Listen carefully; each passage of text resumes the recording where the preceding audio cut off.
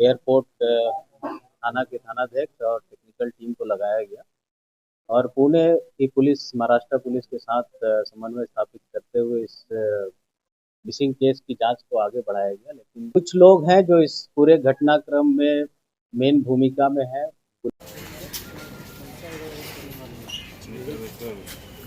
आप देख रहे हैं MA न्यूज।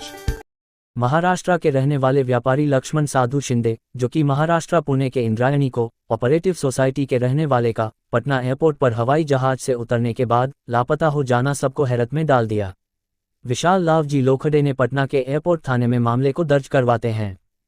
इस पूरे मामले में शिवराज सागी के विरुद्ध अपहरण का मामला दर्ज करवाया जाता है, क्योंकि आवेदक द्वारा बताया गया कि मोबाइल पर बिजनेस को लेकर शिवराज सागी के द्वारा लक्ष्मण साधु शिंदे को पटना बुलाया गया था। FIR में बजाबते मोबाइल नंबर 9,98,559,569 को अंकित किया गया था। पटना में एक प्रेस वार्ता के दौरान पटना SSP अवकाश कुमार ने बताया कि सभी 7 अपराधियों को कई मोबाइल, लैपटॉप, टैब एवं वाहन के साथ गिरफ्तार किया गया है। उन्होंने बताया कि ये सभी अपराधी इन बड़े बड़े बिजनेसमैन को कोल इंडिया में टेंडर के नाम पर पटना बुलाते थे और फिर उनके साथ लूट के वारदात को अंजाम देते थे। इस घटना में संलिप्त अपराध कर्मियों द्वारा पूर्व में भी राजकोट, अहमदाबाद, वडोदरा, झारखंड, बेंगलुरु इत्यादि जगहों से व्यवसाय से ठगी की गई है। देखिए SSP आकाश कुमार ने और क्या बताया। सुबह में करीब 10:30-11 बजे हम लोगों को पुणे स्थित एक व्यवसायी शिंदे जी के अपने परिवार वालों से संपर्क न करने की सूचना प्राप्त हुई।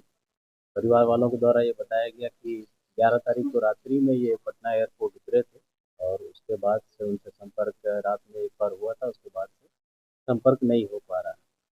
इस सूचना के पर हम लोगों ने तत्काल हवाई अड्डा में एक सनहा दर्ज करते हुए अग्रसर कार्रवाई की, जिसमें सेंट्रल एसपी के नेतृत्व में एक टीम का गठन किया गया, जिसमें SDPO सचिवालय 1, एयरपोर्ट थाना के थानाध्यक्ष और टेक्निकल टीम को लगाया गया और पुणे की पुलिस महाराष्ट्र पुलिस के साथ समन्वय स्थापित करते हुए इस मिसिंग केस की जांच को आगे बढ़ाया गया। लेकिन एक समय के बाद फिर हमें लगा कि ये किडनैपिंग का ही केस प्रतीत हो रहा है, इसमें अनुसंधान करना, तो तत्काल उसमें प्राथमिकी दर्ज करके हवाई अड्डा में अग्रतर अनुसंधान प्रारंभ किया गया।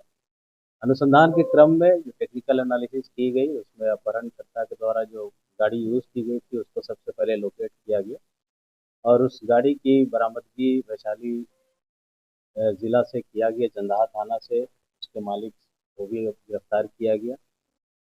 आगे अग्रतर अनुसंधान में पूछताछ और टेक्निकल इन्वेस्टिगेशन के बदौलत और भी बिहार जिले के 3 जिलों में छापेमारी की गई टीम के द्वारा और इस छापेमारी के क्रम में कुल अब तक 11 लोगों को गिरफ्तार किया गया है।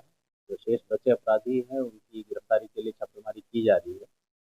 जो व्यक्ति गिरफ्तार किए गए हैं उनसे पूछताछ की गई तो उन लोगों ने अपना अपना अपराध स्वीकार किया इसमें और अनुसंधान करते समय कन्फेशन में पूछताछ में अ, इस घटना के अतिरिक्त और भी 6 घटनाएं हम लोग के प्रकाश में आई हैं जो इससे पूर्व में घटित हुई हैं।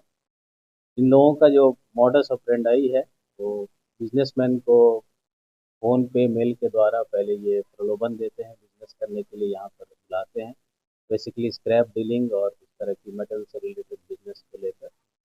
और जो व्यवसायी इनके झांसे में आते हैं उनको यहाँ बुलाते हैं पटना में और एयरपोर्ट से ही उनको किडनैप करके ले जाते हैं। फिर UPI के माध्यम से या अन्य माध्यमों से उनके द्वारा पैसा एक्सटॉर्ट करते हैं, पैसा अपने अकाउंट्स में ट्रांसफ़र करते हैं या ATM के द्वारा उसकी निकासी करके फिर व्यवसायियों को छोड़ दिया जाता है। पूर्व में घटित घटनाओं के संबंध में हम लोगों ने इन्वेस्टिगेशन के दौरान जो भी हमें पता चला उन सभी व्यक्तियों से संपर्क किया गया है। कुछ लोगों के द्वारा अपने पेरेंट थाने जहाँ के वो मूल निवासी है वहाँ पर कांड दर्ज कराया गया है। जहाँ पर लोगों ने कांड दर्ज नहीं कराया है वहाँ उनसे हम लोग एप्लीकेशन लेकर और यहाँ प्राथमिकी दर्ज करके उन केसेस का भी अनुसंधान हम लोग प्रारंभ कर रहे हैं और इन सभी अपराधियों को उन कांडों में भी रिमांड पर लेंगे। इसके पहले की घटनाएं जो सामने आई हैं अभी तक 25 जनवरी, 6 फरवरी, 16 फरवरी, 16 फरवरी को 2 घटनाएं हुई हैं। एक 27 मार्च और एक 27 मार्च का एक और है जो नालंदा में केस हुआ है, जिनमें ऑलरेडी रजिस्टर्ड है। अलग अलग व्यापारियों से इन लोगों ने अलग अलग अमाउंट एक्सटॉर्ट किया, 7 लाख से लेकर 30, 40 लाख, 50 लाख तक के अमाउंट भी एक्सटॉर्ट किए गए हैं इन लोगों के द्वारा। इनका मुख्य सरगना जो पहले से इस स्क्रैप के कारोबार में रह चुका है, उसको अनुभव है इस धंधे के बारे में, जिसके बदौलत वो झांसा देकर लोगों को बुलाया करता था। उसकी गिरफ्तारी भी हुई है, उसके पूछताछ में कई अहम सुराग भी हाथ लगे हैं। तो उनकी सारी संपत्ति की डिटेल्स इत्यादि हम लोग खंगाल रहे हैं और आगे इन पर कड़ी से कड़ी कार्रवाई की जाएगी। इस पूरे अनुसंधान के क्रम में और गिरफ्तारी में मैं ऑन रिकॉर्ड कहना चाहूँगा कि बिहार जिले के नवादा जिला, नालंदा जिला और गया जिला की पुलिस, वैशाली जिला की पुलिस का बहुत सहयोग रहा हम लोगों को। इसके साथ साथ इस राज्य के बाहर की भी पुलिस का भी सहयोग हम लोग को प्राप्त हो रहा है और हमें उम्मीद है कि हम लोग जल्द से जल्द वहाँ भी जो अपराधी गए हैं उनकी भी गिरफ्तारी करने में सफल होंगे। इस केस को बहुत ही गंभीरता से लेते हुए हम लोग का प्रयास है कि जल्द से जल्द इसमें आरोप पत्र दाखिल करें और स्पीडी ट्रायल चलाकर इन सभी अपराधियों को सजा दी।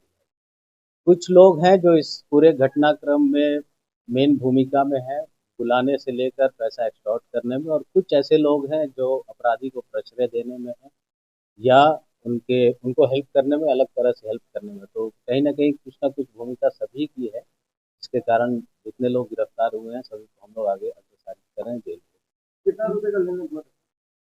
अभी ट्रांजैक्शन बहुत ज़्यादा नहीं, इसमें 40-50 हज़ार के अराउंड, 90 हज़ार के अराउंड का ट्रांजैक्शन ये लोग कर पाए थे। और इसी में जो पूछताछ में बताया कि और पैसा एक्सटॉर्ट करना चाह रहे थे सब, कुछ पासवर्ड वगैरह की डिमांड कर रहे थे लोग, जिसके कारण थोड़ी सख्ती से किया और उन लोगों ने अंततः हत्या कर दी। इसमें एक्सटॉर्शन के लिए ही उनकी हत्या कर दी और जहानाबाद में दोषी ने वहाँ पर जाकर बॉडी को बंद किया। टोटल कितना रुपये की डिमांड की? डिमांड ये लोग ऐसा नहीं करते, जैसा मैंने बताया कि पहले ये लोग किसी को बुलाए और फिर उसको किडनैप करके ले जाते हैं। उनके मोबाइल से जितना यूपीआई से ट्रांजैक्शन हो सकता है वो करते हैं। अगर आपका मोबाइल और आप साथ में हैं तो आजकल सब चीज़ ऑनलाइन बैंकिंग है, सब चीज़ उपलब्ध है। तो आप अगर डर से सबको अपना पिन बता दें, सारा कुछ दे दें डिटेल, तो आपके अकाउंट में जितना पैसा हो सब निकाला जा सकता है। सर, जिस गाड़ी से किडनैपिंग किया था इसमें हम लोगों ने बरामद किए हैं, दो चार फोर व्हीलर हैं, कुछ मोबाइल्स भी रिकवर हुए हैं और सभी का हम लोग भेज रहे हैं साइबर एक्सपर्ट्स के पास उनका डेटा रिट्रीव करने के लिए।